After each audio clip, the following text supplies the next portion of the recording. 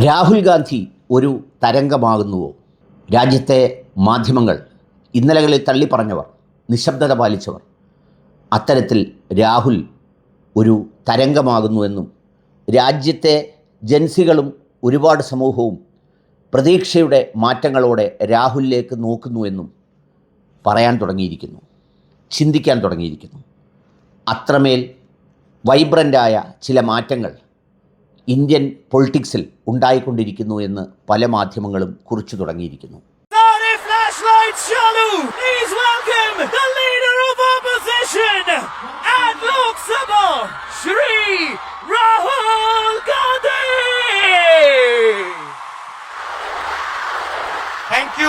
Thank you for this wonderful welcome in Pune.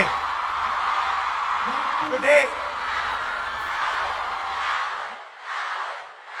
I came not to tell you what I think, but more to allow you to express yourself. पहली बार शायद मुझे boys कम दिख रहे हैं या दिख ही नहीं रहे हैं और लड़कियां दिख रही हैं. The idea behind this evening is, as is written over there, break the cage. Belong to nobody. You do not belong to anybody except yourself. You have a relationship with your father. You have a relationship with your brother. You have a relationship with your husband. You have a relationship with your son. But you do not belong to them. You belong to yourself. And I'd like to listen to you. अरे औरत पे जोर दिखावे कैसा मर्दाना. मर्दाना की मैं बात कर रही हूं तो समझ लीजिएगा वही 56 इंच वाला. औरत पे जोर दिखावे कैसा मर्दाना. साहेब छोड़ दो ना बेटी बहुओं को धमकाना. अरे बात बात पे ये FIR करवाना. बात बात पे ये FIR करवाना. साहेब छोड़ दो ना बेटी बहुओं को धमकाना. अरे हम है आम जनता न हमको आजमाना. हम जानते हैं कुर्सी पे बैठाना उतरवाना. हम जानते हैं कुर्सी पे बैठाना उतरवाना. अरे मुश्किल है मेरा, इनफैक्ट हमारा मुश्किल है मेरा हौसला तोड़ पाना. साहेब छोड़ दो ना बेटी बहुओं को धमक. രാഹുൽ ഗാന്ധി ഈ മൂന്നാം ടേമിലാണ് പ്രതിപക്ഷ നേതാവ് എന്ന സ്ഥാനം കിട്ടുന്നത്. അദ്ദേഹത്തെ ഒരു തരത്തിൽ ഇന്ത്യൻ രാഷ്ട്രീയത്തിൽ നിന്ന് എല്ലാവരും കൂടി ചേർന്ന് കൃത്രിമ വ്യാഖ്യാനങ്ങൾ നൽകി ഇങ്ങനെ ദൂരേക്ക് വലിച്ചെറിഞ്ഞതാണ്. അവിടെ നിന്നാണ് രാഹുൽ ഗാന്ധി ഉയർത്തെഴുന്നേൽക്കുന്നത്. ആ ഉയർത്തെഴുന്നേൽപ്പിൽ ഇന്ന് എഴുതിത്തള്ളിയവരുടെ മുന്നിൽ ഭാരത് ജോഡോ യാത്ര മുതലാണ് രാഹുൽ ഒരു ഗൗരവക്കാരനായ രാഷ്ട്രീയക്കാരനായി രാജ്യം വീക്ഷിക്കാൻ തുടങ്ങിയത്. അന്നത് പൂർത്തിയാക്കില്ലെന്ന് ആക്ഷേപിച്ചവരുണ്ടായിരുന്നു, എങ്ങുമെത്തില്ല വഴിയിൽ നിർത്തുമെന്ന് പറഞ്ഞവരുണ്ടായിരുന്നു. പക്ഷേ അവരുടെ മുന്നിൽ എല്ലാ നിർഭയത്വത്തോടെയും കരുത്തോടെയും മഴയത്തും വെയിലത്തും സംസ്ഥാനങ്ങളും സംസ്കൃതികളും കാലാവസ്ഥയും കാലവും കടന്ന് കാശ്മീരിലെത്തി അദ്ദേഹം കാണിച്ചത് പുതിയൊരു ചിന്തയായിരുന്നു. കഴിഞ്ഞ തവണത്തെ അദ്ദേഹത്തിൻ്റെ ഇലക്ഷൻ പ്രചരണവും വളരെ വേറിട്ടതായിരുന്നു. പലരും റിസൾട്ടിന് ശേഷം പറഞ്ഞു തുടങ്ങിയിരുന്നു, ഒന്നാം ഘട്ടം മുതൽ രാഹുൽ ഇങ്ങനെ ഉണ്ടായിരുന്നെങ്കിൽ ഭരണം മറ്റൊന്നാകുമായിരുന്നെന്ന്. എന്ന് മാത്രമല്ല, അത് തട്ടിത്തകർത്തതിൽ ഈ പറയുന്ന മമതാ ബാനർജി അടക്കമുള്ള ഒരുപാട് പ്രതിപക്ഷത്തെ പുലികൾക്ക് പങ്കുണ്ടായിരുന്നെന്ന്. പക്ഷേ പിന്നീട് പ്രതിപക്ഷ നേതാവായ ശേഷം രാഹുലിൻ്റെ പാർലമെൻറ്റ് പ്രസംഗങ്ങളും ഇടപെടലുകളും രാജ്യം ശ്രദ്ധിക്കാൻ തുടങ്ങി. The use of force can only be authorized by the Home Minister, either by the Home Minister or the Prime Minister. The Home Minister authorized the shooting of our students, sir.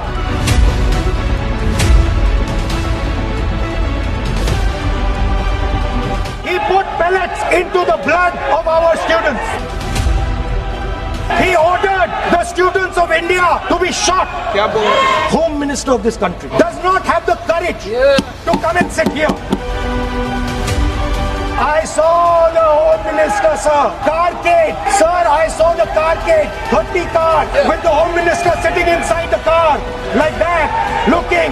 Shaking. He's not here today because he is scared. We have sold our mother, Bharat Mata. Are you not ashamed of yourself? I am saying that you have sold India. Do you have no shame of selling India?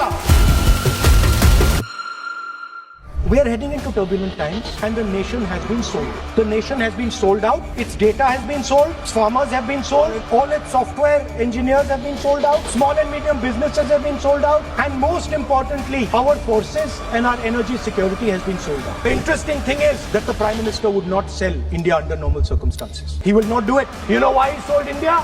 Because they are choking him. He has sold India because they are choking him. They've got a grip on his neck. जब चोक लगाते हैं दूसरे व्यक्ति की आंख में देखते हो तो डर दिखता है सर. पीएम की आंख में डर दिखता है. दिख रहा है सर. सर आंख में आंख नहीं मिला पाते हैं. ഇപ്പം ഏറ്റവും ഒടുവിൽ പരീക്ഷാ ക്രമക്കേടുമായി ബന്ധപ്പെട്ട സമരത്തിൽ രാഹുൽ യഥാർത്ഥത്തിൽ മന്ത്രിയെ രാജിവെപ്പിക്കുന്ന തരത്തിലേക്ക് കുട്ടികളുടെ സമരത്തിൻ്റെ ഒരു വികാരപരമായ പങ്ക് പാർലമെൻറ്റിനകത്തും പുറത്തും ഏറ്റെടുത്ത് ഒരു വലിയ ശക്തിയായപ്പോഴും ആരും അതിൻ്റെ ക്രെഡിറ്റ് രാഹുൽ ഗാന്ധിക്ക് കൊടുക്കാൻ തയ്യാറാകാതിരിക്കാൻ ബോധപൂർവം ശ്രമിച്ചിരുന്നു.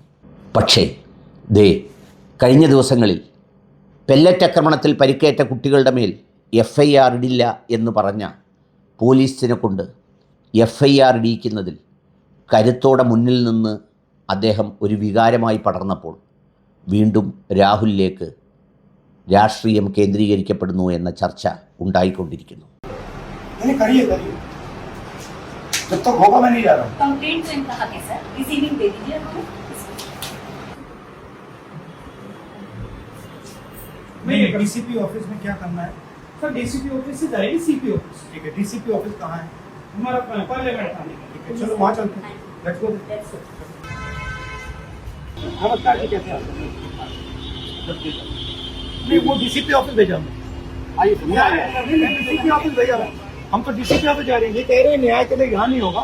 डीसीपी ऑफिस हमने पुरानी कंप्लेंट की वो मैंने बताया डीसीपी ऑफिस सेम कंप्लेंट. हमने आपसे कहा कि आयोग का नंबर आपने हमें कहा डीसीपी ऑफिस जाइए.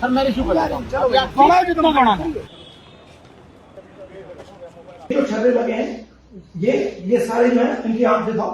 ये जो इनकी आंख गई है इसके बारे में हम FIR मांग रहे हैं और ये इनका हक बनता है. मैं 10 दिन 20 दिन 30 दिन 50 दिन 6 महीना वहीं बैठूंगा. It's legal. He's requesting an FIR. Sir, already submitted. No. He is requesting an individual FIR for this bullet, for the pellet injury. Okay, bhaiya. Very simple. You are not doing it? Sir, Okay, let's go.